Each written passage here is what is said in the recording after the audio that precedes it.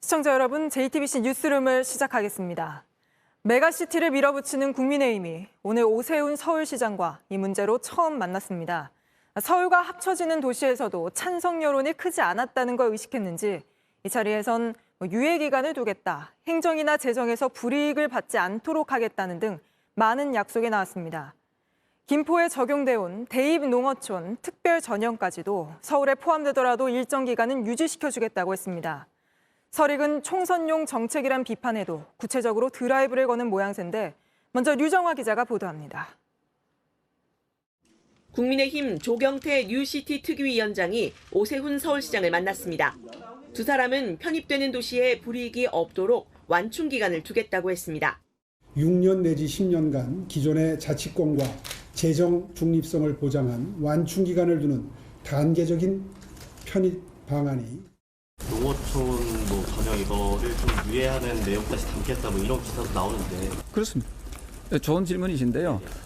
유예 기간을 어느 정도 좀 담아낼 필요가 있고요. 서울에 편입될 경우 국고 보조율이 현재보다 최대 30%포인트가량 떨어지는데 일정 기간 이걸 유지하고 자치권도 보장하겠다는 겁니다. 김포 등에 적용되던 대입 농어촌 특별 전형도 당분간 유지하겠다고 했습니다. 국토부도 서울 편입 즉시 인근 도시들을 과밀 억제 권역에 포함시키는 건 바람직하지 않다는 의견을 특위에 낸 것으로 알려졌습니다.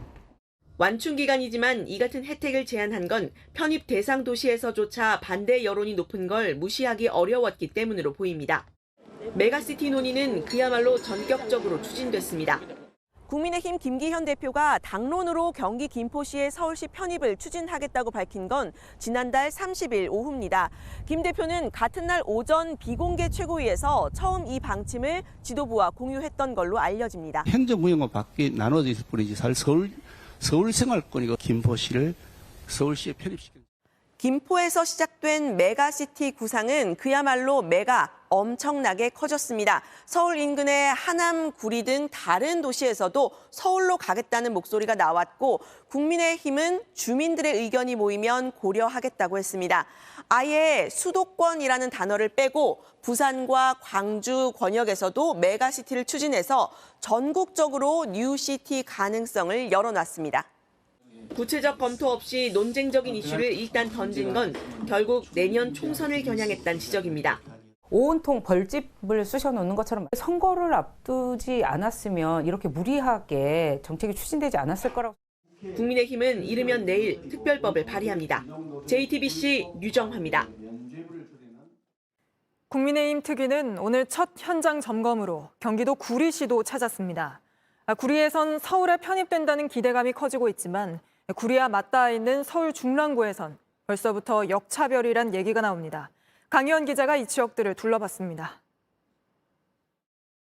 이곳은 경기도 구리시입니다. 이렇게 곳곳에 서울시 편입 추진을 환영한다는 현수막이 붙어 있습니다. 주민들은 교통이 개선될 거란 기대감을 품고 있습니다. 서울 통근자들이 많은 구리갈매 신도시는 지하철 노선도 경춘선 단 한 개뿐인데 그마저 운행 간격도 넓습니다. 어떤 데는 1시간 기다릴 때도 너무너무 늦게 와. 교통편이 불편해. 택시도 또 경기도 넘어가면 요금이 추가가 나오잖아요. 도심 개발이 활성화될 거란 기대도 나옵니다.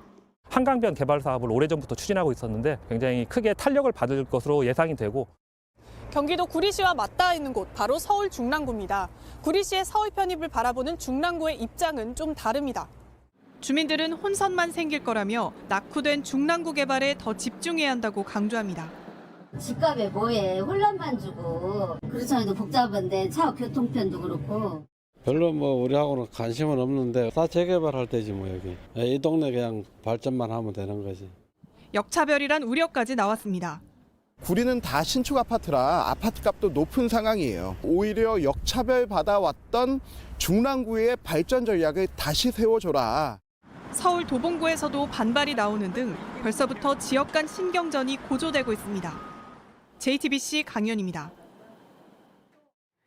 김포를 시작으로 서울과 맞닿은 다른 도시들 역시 들썩이고 있습니다. 서울 인접 도시는 모두 12곳인데 이 중 최소 9곳에서 서울시 편입 얘기가 나오고 있습니다. 이 지역들 모두 서울에 편입이 가능한 건지 또 필요한 건지 신진 기자와 짚어보겠습니다. 자, 신 기자, 지금 서울 편입 얘기가 나오고 있는 9곳이 구체적으로 어딘가요? 네, 지도를 보면서 설명을 드리겠습니다. 서울시 인접 도시 중에 김포와 구리는 시장이 서울 편입 추진을 공식화했습니다. 네. 그리고 하남과 고양은 시민 추진위가 결성이 됐거나 만들어지는 중입니다. 나머지 도시들은 여당 의원들 혹은 지역 당원들이 추진을 호소하거나 여론을 모으기 시작했습니다. 네, 물론 당연히 찬성하는 주민도 있고 반대하는 주민도 있을 것 같은데요. 그런데 서울은 이미 메가시티 아니냐 이런 이야기가 나오고 있죠. 전문가들 사이에서도. 네, 메가시티론을 들고 나온 여당의 주장은 이랬습니다. 서울의 면적이 뉴욕이나 런던보다 좁다. 인구 대비 면적을 넓히는 게 좋겠다. 서울의 경쟁력이 떨어져 있다는 그런 이유였는데요. 이 전제에서부터 의견이 이제 갈리기 시작합니다. 네, 어떻게 갈리고 있나요? 네, 시장 당적은 다르지만 서울시가 과거에 낸 자료들을 살펴보면요. 2012년부터 서울은 메가시티라는 표현이 나옵니다. 네. 2014년엔 베이징, 싱가포르 등과 함께 이 메가시티 문제 해결을 위한 이 협의체를 만들기도 합니다. 물론 이때는 서울시의 인구가 1천만이 넘긴 했는데요. 해외에서는 단지 인구수나 행정구역 일치 여부가 아니라 인접도시를 기능적으로 묶은 권역을 메가시티로 인식하는 사례가 많습니다. 네. 실제로 미국 도시분석기구 데모그라피아의 자료를 보면 서울과 인천을 묶어서 이미 메가시티 리스트에 올려놓고 있기도 네. 합니다. 그러네요. 그러니까 네. 거대 도시를 중심으로 주변 지역들이 기능적으로 연결이 되는가, 교통, 관광 그리고 산업 인프라가 잘 갖춰져 있느냐를 따져봐야 한다는 겁니다. 네, 그러면 경쟁력을 갖추려면 어떻게 해야 한다고 얘기들 하나요? 전문가들의 얘기를 들어보면 행정권 일치가 최우선 과제는 아니라고 입을 모읍니다. 비용이 많이 드는 서울 편입보다 광역 행정기구를 만들어서 여러 도시가 함께 교통 문제 같은 것들을 집중적으로 해결해야 한다, 이런 목소리가 나오고 있습니다. 네, 알겠습니다. 여기까지 짚어보겠습니다. 신진 기자였습니다. 어제 대통령이 언급한 뒤 바로 야당도 호응하면서 1기 신도시 특별법 논의가 급 물살을 타는 모양새입니다. 그러면서 주민들의 기대는 커지고 있지만 이 법이 통과돼도 속도가 붙으려면 시간이 걸릴 거란 관측도 나옵니다. 정아람 기자입니다. 1기 신도시 조성 당시 일산에 지어진 가장 오래된 아파트입니다. 1992년에 입주가 시작됐습니다. 겨울이 되면 동파되는 일들도 너무 비일비재하고 난방배관이 터지는 일들도 많고 엘리베이터도 더 자주 멈추고 하기 때문에 너무 불안한 상황입니다. 지하 주차장엔 노후한 흔적이 고스란히 드러납니다. 부산물들이 자꾸 떨어지니까 그래서 이제 차에 피해가 가지 않도록 쳐놓은 거. 1기 신도시 주민들은 지난 3월 발의된 노후 계획도시 특별법이 통과되길 고대해 왔습니다. 지은 지 20년이 넘은 100만 제곱미터 이상 택지엔 용적률을 최대 500%까지 올려주고 각종 규제를 풀어주면 재정비에 속도가 날 거란 기대입니다. 윤석열 대통령이 법안 처리를 당부한 데다 정치권이 적극적으로 나서면서 기대감은 더 커졌습니다. 너무나 반갑고 빨리 통과가 돼서 이제 앞으로 더 안전하고 좀 깨끗한 곳에서 살고 싶은 소망이 있습니다. 다만 관련 법들이 통과돼도 현실적으로 재건축에 속도가 붙기엔 시간이 걸릴 거란 관측도 나옵니다. 절차상 주민 합의 말고도 인허가를 내거나 건설사 선정 과정에 잡음이 일어날 수 있고요. 분양가격이 높아지면 수익성이 떨어질 수 있습니다. 이런 문제가 또 오히려 발목을 잡을 수도 있습니다. 총선 전 수도권 표심을 의식한 정책이란 비판도 나오는 가운데 여야가 법안 처리를 서두르고 있어서 연내 통과 가능성은 더 커졌습니다. JTBC 정아람입니다. 토지거래 허가구역이던 서울 송파구 잠실동, 강남구 삼성 청담 대치, 이 4개 동의 제한이 일부 풀렸습니다. 아파트를 뺀 빌라와 상업용 부동산은 실거주하지 않아도 구입할 수 있도록 해 이른바 갭 투자가 가능해졌습니다. 조소희 기자입니다. 그동안 서울 강남구 청담동, 삼성동 대치동과 송파구 잠실동에서 부동산을 사려면 2년 동안 실거주를 해야 했습니다. 또 자금 출처와 대출 내역 등을 상세히 서술해 구청장 허가를 받아야 했습니다. 오늘 서울시 도시계획위원회는 이 4개 동에 대한 토지 거래 허가 구역 제한을 일부 해제했습니다. 부동산 값의 핵심인 아파트는 여전히 허가를 받아야 합니다. 하지만 이른바 빌라로 불리는 다가구 주택과 단독주택, 거주용 오피스텔의 실거주 조건이 풀리면서 전세를 끼고 구입할 수 있게 됐습니다. 이른바 갭 투자가 다시 가능해진 겁니다. 이 지역 부동산 값이 들썩일 수 있다는 우려가 나왔는데 반응은 엇갈립니다.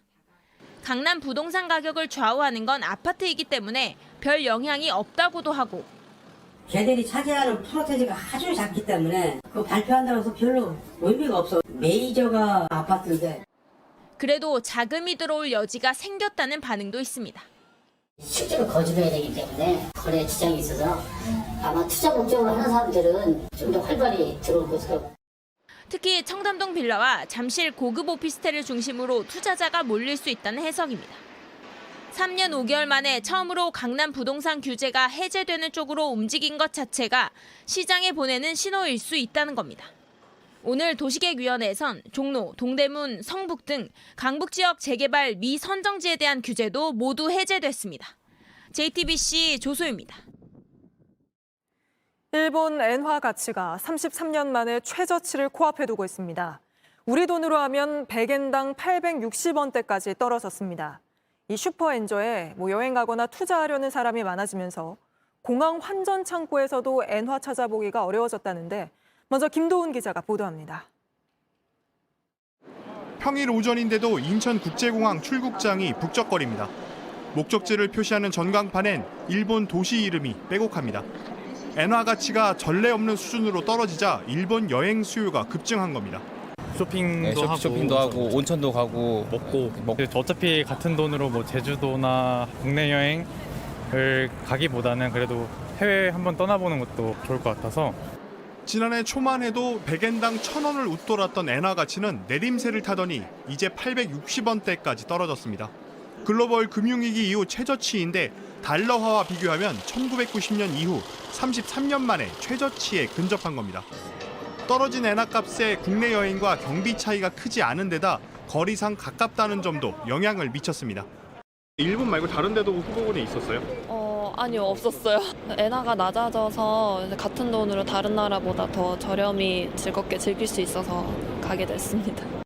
올 들어 9월까지 일본을 찾은 한국인은 489만여 명인데 같은 기간 일본을 방문한 전체 외국인의 28%로 가장 많았습니다. 몰려드는 환전 수요에 환전 창구에선 엔화 물량 확보도 쉽지 않습니다.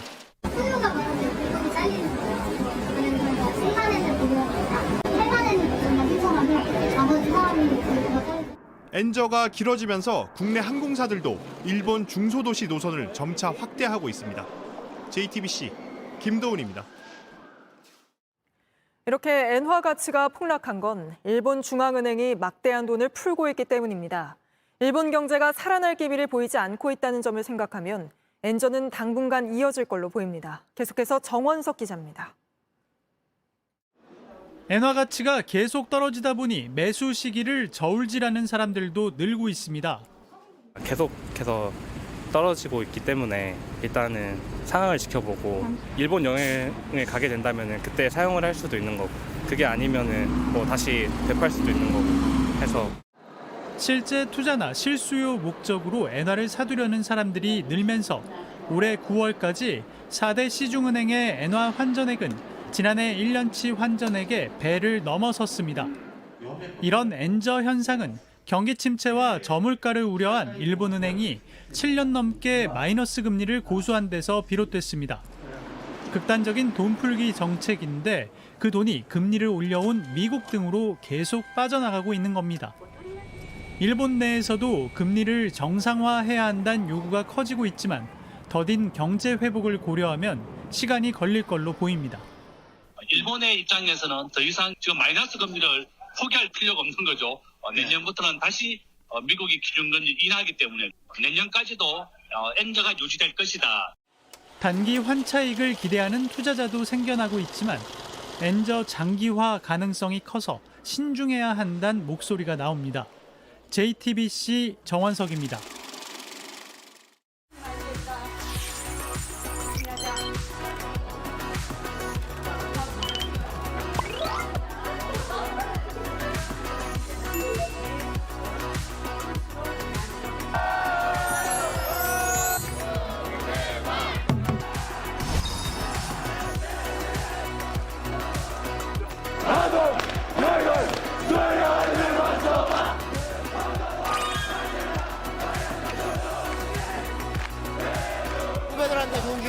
잘 보고 오도록 하겠습니다. 여러분들 모두 화이팅 하세요! 수능 대박!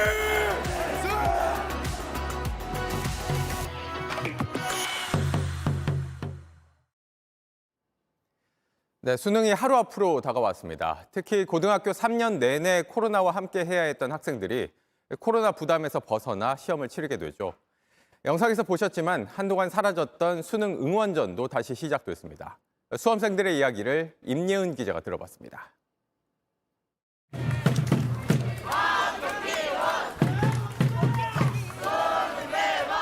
힘찬 북소리와 함성소리가 고등학교에 울려 퍼집니다. 수험생들은 후배들의 열띤 응원과 기를 받으며 알록달록한 풍선으로 꾸며진 교정을 지나갑니다.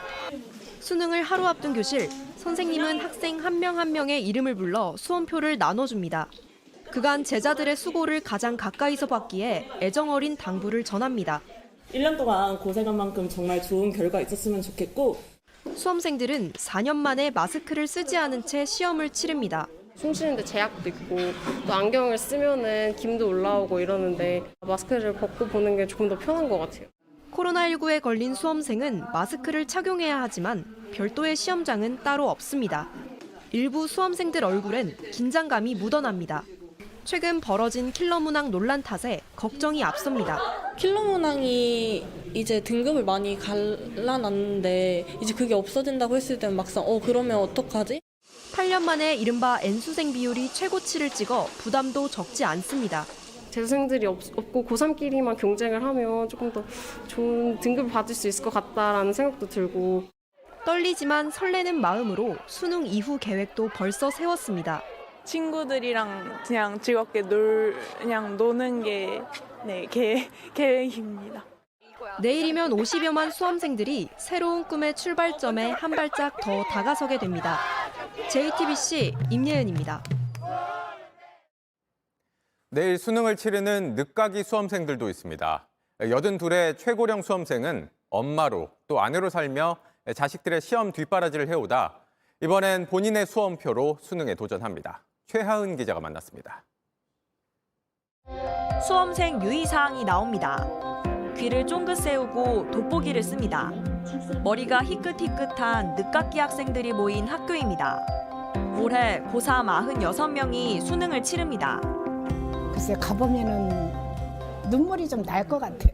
머리 이렇게 댕기머리 따고 교복 입고 학교 가는 꿈 평생을 거의 꿨어요. 고등학교에 붙고도 가정 형편 때문에 말 못했던 소녀는 환갑이 다 되어서야 다시 학교에 왔습니다. 수능이란 나의 인생 포인트. 좋은 경험으로 나도 수능 봤다. 나도 말할 수 있다. 50년간 옷 찢는 일을 했던 또 다른 수험생은 왕복 5시간 등하굣길도 마냥 즐거웠습니다. 그냥 여행 오는 기분으로 즐겼어요. 제 동생이나 애들이 다 하던 과정인데 저도 늦게라도 그걸 해보고 싶었어요. 82 최고령 수험생은 중고등학교 6년 동안 개근하며 부지런히 공부했습니다.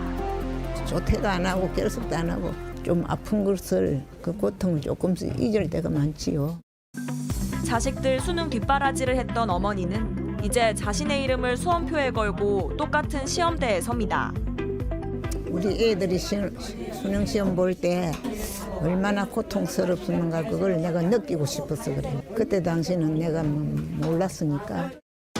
미국에 사는 손주들과 영어로 이야기하는 게 목표입니다.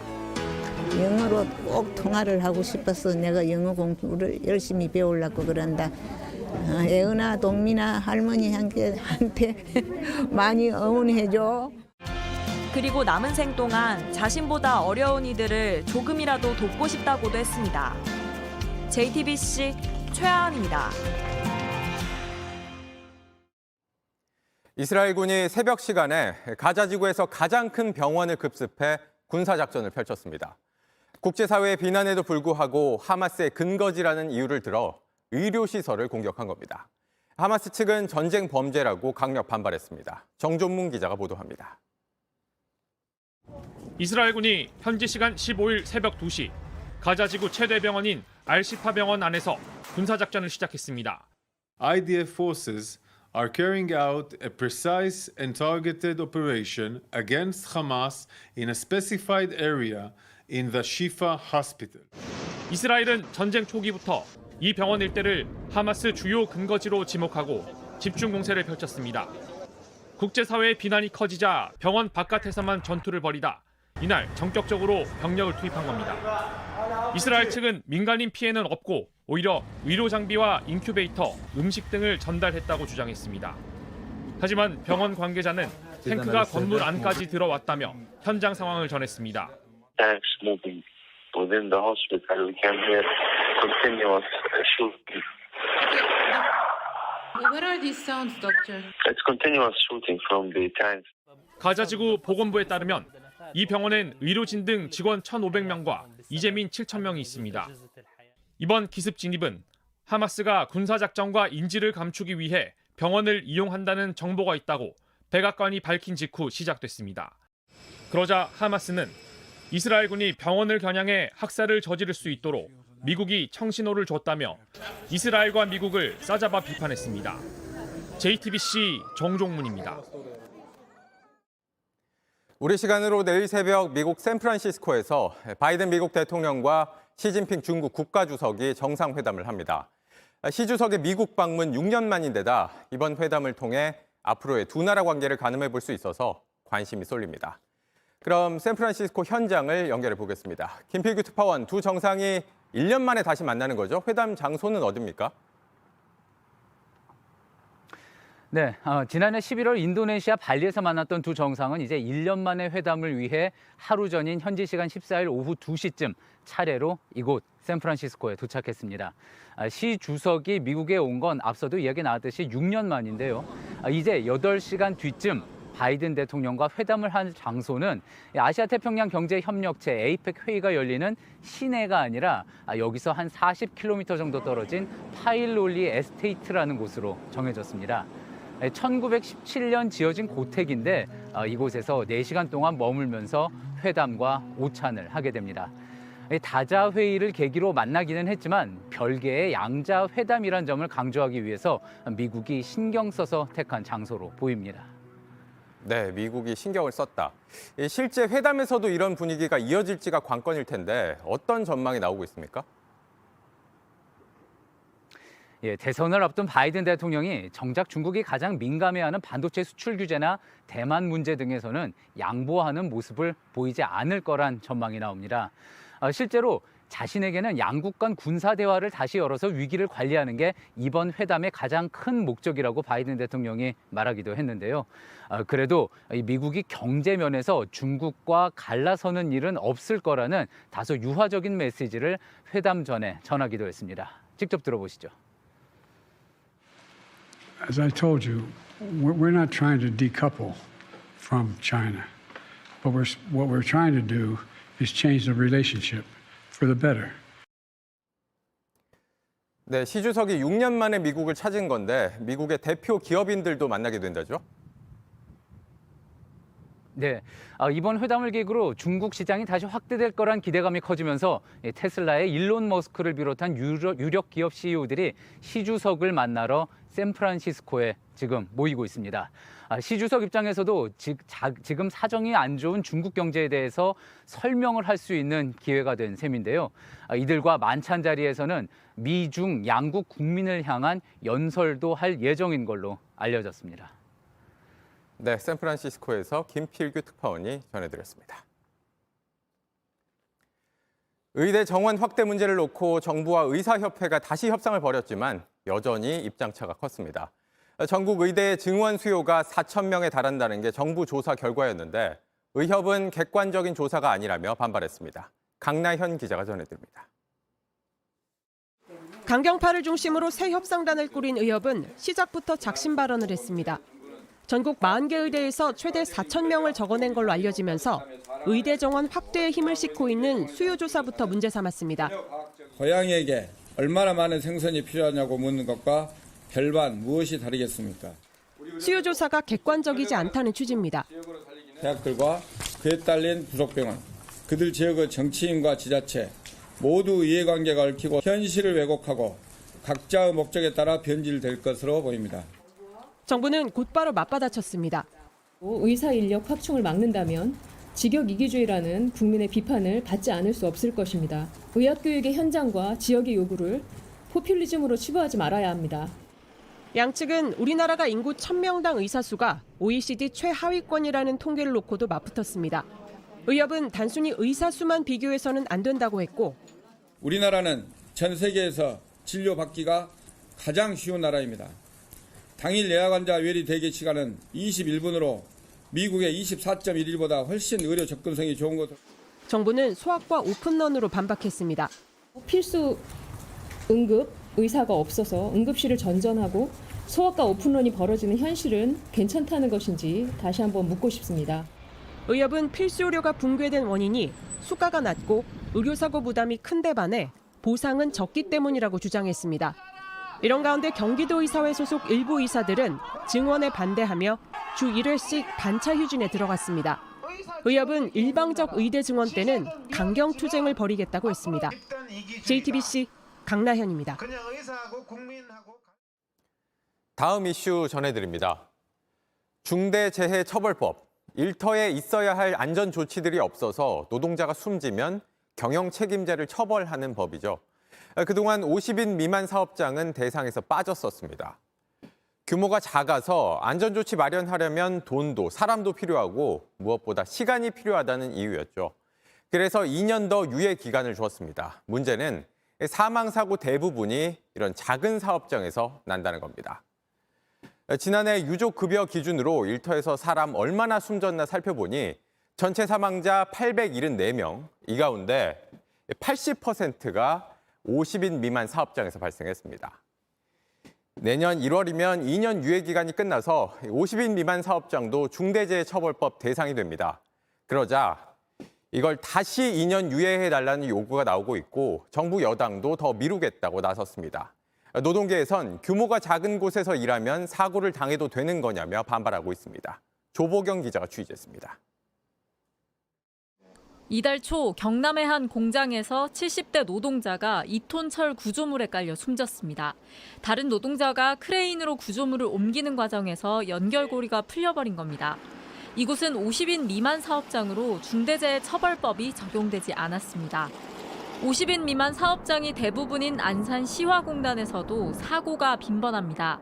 노동자들에게 제공돼야 될 그런 작업복이라든지 안전 장구를 아껴야 된다고 그렇게 항상 강조하고 있기 때문에 노동자들이 눈치 볼 수밖에 없는 그런 환경에 처해 있는 거죠. 더 긴 시간을 일해야만 노동자가 아무리 항상 주의를 한다고 해도 집중력이 떨어질 수밖에 없죠. 50인 미만 사업장에서 안타깝게 사망하는 노동자는 매년 약 700명이나 됩니다. 상황이 이런데도 정부와 여당은 중대재해처벌법 유예 기간을 또 미루려 하는 겁니다.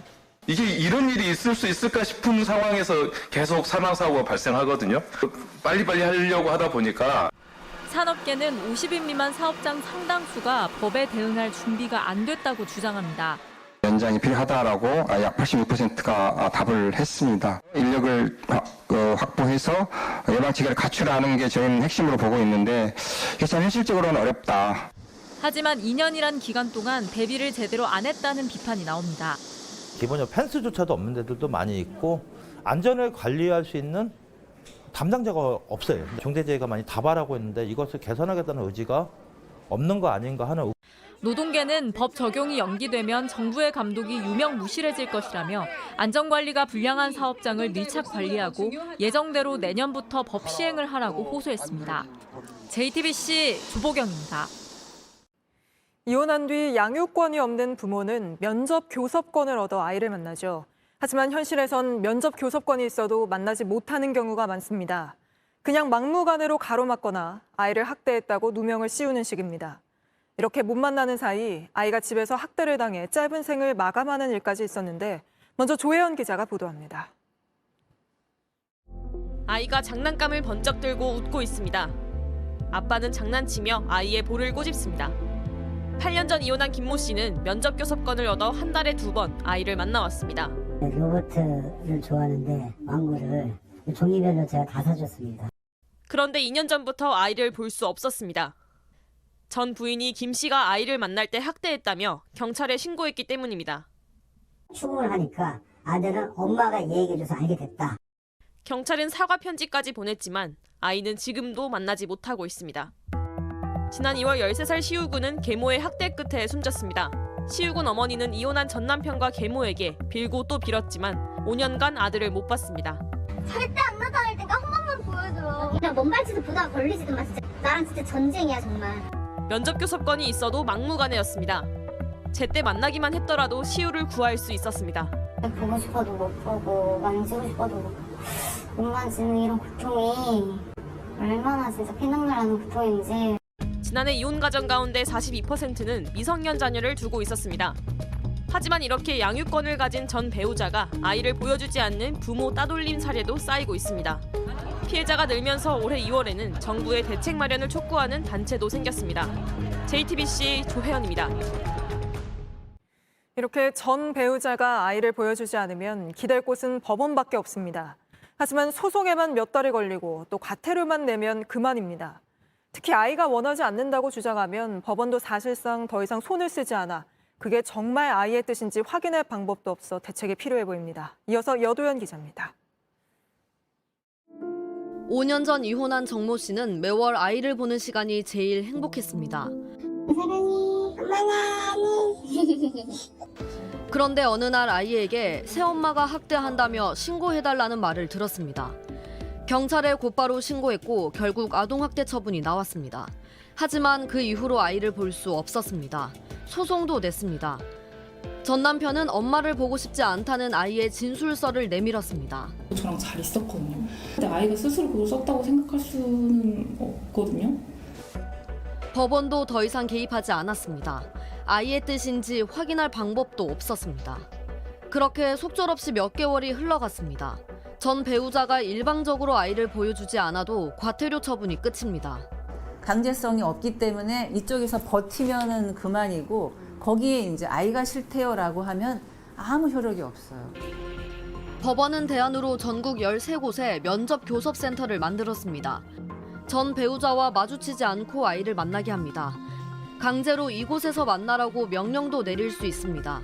양육자 통로와 비양육자 통로가 구분이 되어 있고요. 아이에게 도움이 되지 않을 내용 이런 부분은 면접교섭 과정에서 저희가 중간중간 개입을 해서 중재를 하고 있죠. 하지만 주말에 이용하려면 서너 달씩 기다려야 합니다. 말은 못해도 사실 그 상실감을 안고 살거든요. 부모 자녀 간의 관계를 유대감을 가지고 성장해 나갈 수 있는 거는 아이 본인을 위해서 너무 중요한 문제죠. 아이를 위해서라도 면접 교섭의 강제력을 높이고 범위도 넓히는 등 정부와 법원이 적극적으로 나서야 합니다. JTBC 여도현입니다.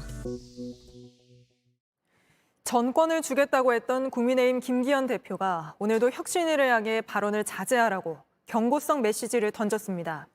그러자 혁신위는 앞서 당 지도부와 친윤계 의원들 험지 출마하거나 출마하지 말라고 권고한 걸 정식 의결하겠다고 맞섰습니다. 하예빈 기자입니다.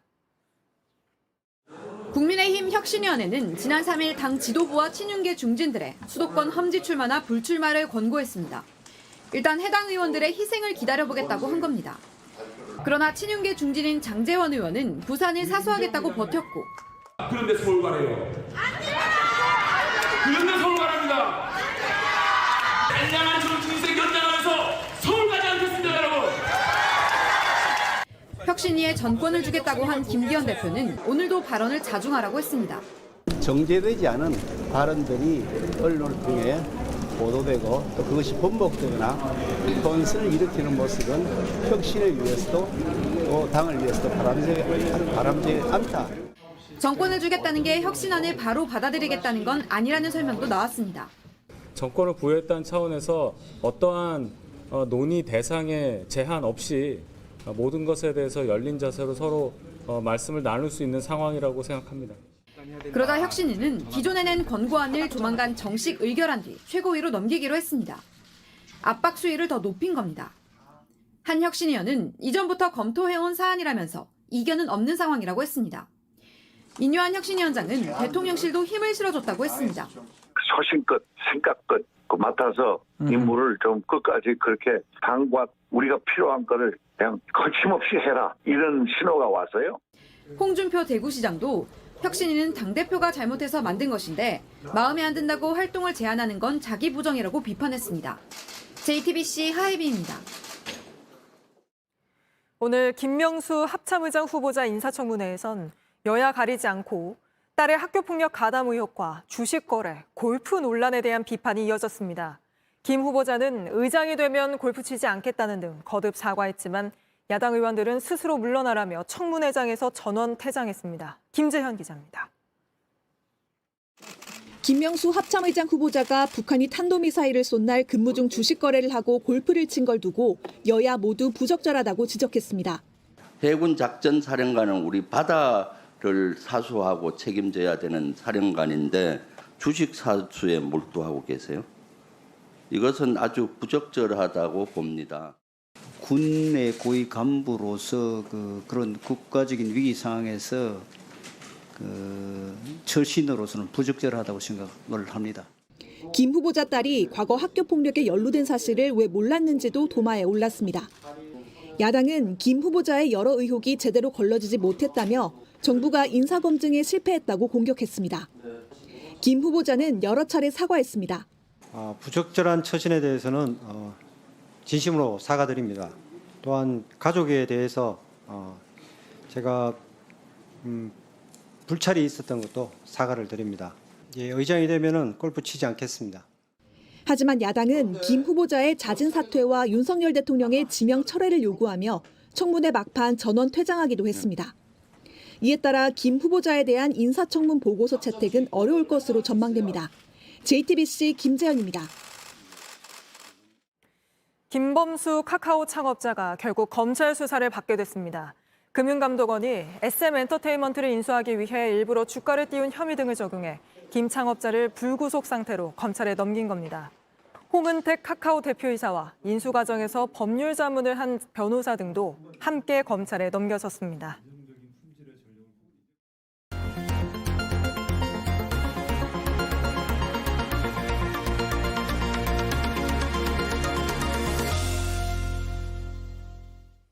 숨 참고 학교에 간다. 제발 흡연 구역을 이용해달라. 등굣길 주변에 담배 연기를 참지 못하고 초등학생들이 이런 글을 써서 붙였습니다. 서울 상암동은 때와 장소를 가리지 않는 흡연 문제로 골치인데 얼마나 심각한 건지 밀착 카메라 이희령 기자가 취재했습니다. 서울 상암동의 한 거리입니다. 시도 때도 없는 흡연으로 민원이 많은 곳입니다. 얼마 전부터 이 거리에 있는 가로수들에 이런 종이가 붙기 시작했습니다. 저희가 알아보니까 바로 앞에 있는 초등학교 학생들이 붙인 거라고 하는데요. 담배 냄새가 얼마나 심한지 등하교를 숨 참고 한다고까지 쓰여 있습니다. 카페 앞에서 담배 연기를 내뿜습니다. 흡연을 자제해달란 현수막 바로 앞에 자리를 잡고 담배를 피웁니다. 가래침까지 뱉습니다. 흡연자들이 조심해야죠. 비흡연자들을 배려해야 되니까요. 그럼 흡연장 근처에 있는 걸 혹시 모르시고 계신가요? 몰랐어요. 있었으면 갔을 텐데. 근데 제가 다리가 아파갖고. 취재진이 떠나자마자 담배를 한 대 더 꺼내봅니다.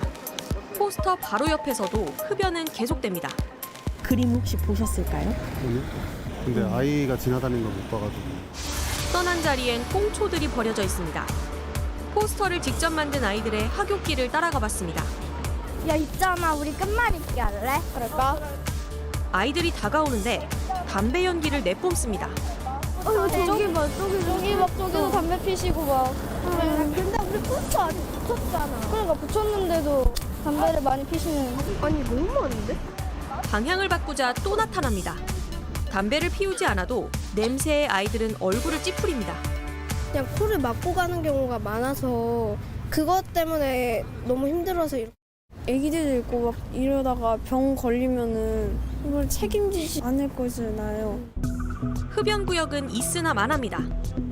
아이들이 붙인 포스터를 살펴보면 담배 냄새 때문에 고통스럽다면서 흡연 구역을 이용해달라고 써 있습니다. 그리고 오피스텔 옆에 흡연 구역이 어디 있는지도 표시를 해놨는데요. 직접 가보겠습니다.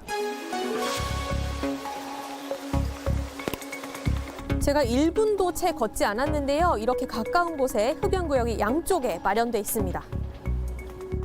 구역이 멀게 느껴져요? 아니요. 진짜 몇 발자국만 가도 있는데 왜 굳이 여기서 피는지 잘 모르겠어요. 앞에서 아까도 이제 읽으면서 이렇게 피시더라고요. 그리고 이제 버리고 침 뱉고. 무슨 생각으로 저러지? 뛰어가는 경우가 많은데 예전에도 그렇게 뛰어가다 동생이 다친 적도 있고 앞으로는 좀 자제해 주시거나 흡연 구역에서 피셨으면 좋겠어요. 이 평범한 거리가 아이들에게는 숨을 쉬기도 어려운 공간이 됐습니다. 매일 고통받는 아이들을 위해 담배는 정해진 곳에서 피워달라는 게 그렇게 어려운 일일까요? 밀착 카메라 이희령입니다. 지난 2019년 아파트에 불을 지르고 주민들에게 흉기를 휘둘러 5명을 숨지게 한 안인득 사건이 있었습니다. 유족들이 경찰의 부실 대응 때문이었다며 국가를 상대로 손해배상을 했는데 법원이 이걸 받아들여 4억 원을 배상하라고 판단했습니다. 연지환 기자입니다. 2019년 4월 경남 진주의 한 아파트에서 불이 났습니다. 사람들이 자신을 못 살게 군다는 망상에 빠진 안인득이 벌인 짓이었습니다. 대피하는 주민들을 흉기로 찔러 5명이 숨지고 17명이 다쳤습니다. 주민들은 2018년 9월부터 사건 발생 한 달 전까지 안인득을 9번이나 경찰에 신고했습니다. 다른 주민 출입문에 인분을 칠하는 등 이상 행동을 했고 폭언과 폭행도 저질렀기 때문입니다. 정신질환과 타인을 해칠 위험성이 있으면 행정 입원을 고려할 수 있음에도 경찰은 제대로 조치하지 않았습니다. 유족 4명은 지난 2021년 신고가 제대로 처리됐다면 참사를 막을 수 있었다며 국가를 상대로 5억 원 상당의 손해배상 소송을 시작했습니다. 2년 만에 1심 법원에 판단이 나왔습니다. 재판부는 유족 4명에게 각각 1억 7,800만 원에서 2,700만 원까지 총 4억 원을 배상하라고 했습니다. 1심 법원은 경찰이 행정 입원을 요청해 실제로 입원했다면 적어도 방화와 살인을 실행하기는 불가능했을 것이라고 판단했습니다. 또 경찰이 신고자에게 보복할 수 있으니 웬만하면 참는 게 나을 것 같다며 사건을 종결한 점과 안인득의 병력을 제대로 확인하지도 않은 채 아무 이상 없는 사람이라고 답한 점도 경찰의 잘못으로 지적했습니다. JTBC 연지환입니다. 승용차로 버스 전용 차로를 달리고 시속 180km로 과속하던 40대 운전자가 경찰과 추격전 끝에 붙잡혔습니다. 아픈 아이를 보기 위해 빨리 가려 그랬다고 했는데 이건 역시 거짓말이었습니다. 이승환 기자가 취재했습니다. 검은색 승용차가 비상등을 켠 채 고속도로를 달립니다. 순찰차가 뒤쫓습니다. 버스 전용 차로로 이제 진입하는 것을 발견하고 단속을 하려고 멈추라는 지시는 무시하고 질주합니다. 계속 차로를 바꾸고 오른쪽은 사이드미러가 없는데도 그냥 계속해서 진롱경을 했던 거죠. 차들 사이를 아슬아슬 피해갑니다. 옆에 있는 차가 정말 휙 하고 흔들릴 정도로 승용차가 그렇게 지나가는데 도로에 차량이 많아지자 다시 버스 전용 차로로 달립니다. 순찰차로는 180km 정도 달렸습니다. 정체 구간을 맞닥뜨린 승용차는 그제야 속도를 줄입니다. 이렇게 16km를 달렸습니다. 순찰차는 승용차 앞을 가로막으며 중앙 분리대 쪽으로 몹니다. 이 승용차, 순찰차 뒷부분을 들이받고서야 멈춥니다. 가속 페달을 계속해서 밟고 있었기 때문에 빨리 이 사람을 끌어내려야겠다는 생각밖에 없었습니다. 경찰관은 순찰차 트렁크에 있던 소화기를 꺼내 조수석 유리창을 깹니다. 차 문을 열어 40대 여성을 체포합니다. 운전자는 아기가 아파서 빨리 갔어야 했다고 말했습니다. 아기 입원한 사실도 없고 아프지도 않았더라고요. 경찰 조사에선 집에 빨리 가려고 했다고 말을 바꿨습니다. 범칙금 6만 원과 벌점 30점만 받으면 됐던 여성은 특수공무집행 방해 등 혐의로 형사 입건됐습니다. JTBC 이승환입니다.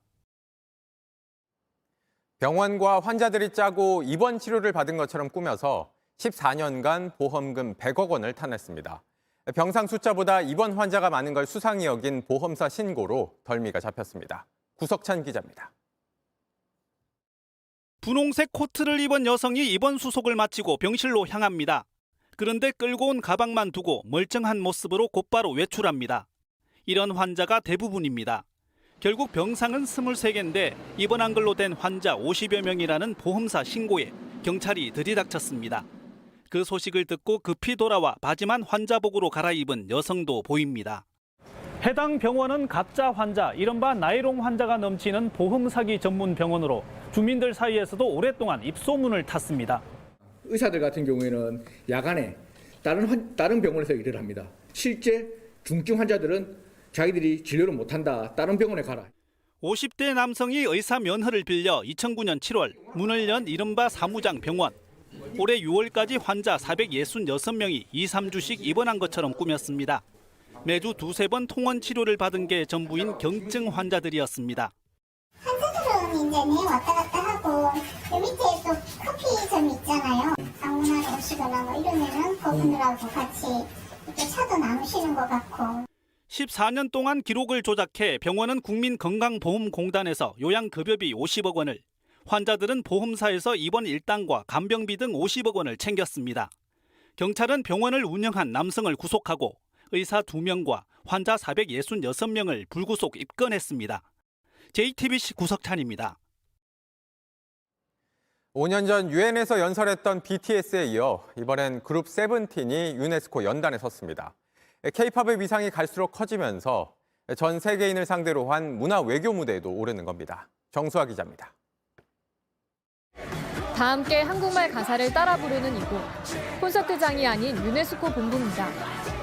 섬에서 미래를 꿈꾸던 작은 소녀는 오늘 이렇게 유네스코 본부에 섰습니다. 고생스레 데뷔했지만 외면당했던 시절. 처음 단독 공연을 하게 되었을 때 저의 관객은 800명도 되지 않았습니다. 좌절을 딛고 일어선 이야기에 190여 개 나라에서 온 청년들이 귀 기울였습니다. 멤버수가 너무 많아서 의견을 모으는 게 쉽지는 않지만 오히려 그 과정들이 우리를 하나로 만들어가는 과정이었습니다. 탄자니아에 보낸 염소를 시작으로 꾸준히 기부하며 깨달은 사실. 혼자 꾸면 꿈이지만 함께하면 현실이 된다는 희망이었습니다. 我们每个人或许不够完美，但只要在一起，就是最棒的 Seventeen。 K-팝 가수가 국제기구 총회급 행사에서 연설한 건 BTS에 이어 두 번째입니다. What is your name? Speak yourself. 유네스코는 세븐틴을 위해 1시간이 넘는 별도 세션을 마련했고 축하 공연도 열었습니다. 달라진 한국의 위상과 K-팝의 인기를 또 한 번 증명한 순간이었습니다. JTBC 정수아입니다. 이번 주말 서울에서 열리는 롤드컵 결승전은 한국과 중국 팀이 맞붙게 됐습니다. 아시안게임 금메달리스트 페이커가 새로운 기록을 쓸 수 있을지 주목됩니다. 정재우 기자입니다. 아시안게임에서 금메달을 합작했던 동료 룰러를 적으로 만난 경기. 페이커는 흐름을 완전히 바꾸는 플레이로 팀의 승리를 가져왔습니다. 전 세계에서 3,300만 명이 숨죽이고 지켜본 이 장면을 앞세워 한국팀 T1은 중국의 강세를 누르고 결승에 올랐습니다. 5년 만에 한국에서 열리는 롤드컵. 나흘 뒤 결승에서 페이커는 대회 역사상 누구도 못 이뤄본 4회 우승에 도전합니다. 제가 원래 좀 지기 싫어하는 성격이 있어가지고 이렇게 최고의 선수들과 경쟁하는 것 자체가 굉장히 재밌고 그런 과정에서 스스로를 발전시키는 것이. 결승전 개막 무대는 뉴진스와 페이커의 만남으로도 팬들 기대가 큽니다. Right now, I'm very comfortable with playing with the champion coach. I think Garen. Yeah. But I'm no good, so don't get your expectations. 팬들만큼이나 이 순간을 손꼽아 기다려온 선수들은 준결승에서 또 다른 화제를 만들기도 했습니다.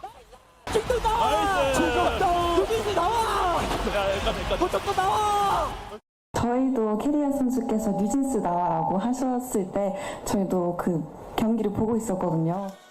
페이커의 T1과 중국의 웨이보가 맞붙는 결승전 입장권은 일찌감치 모두 팔렸고 표를 못 구한 팬들은 마치 월드컵처럼 광화문에서 거리 응원을 펼칠 계획입니다. JTBC 정재우입니다.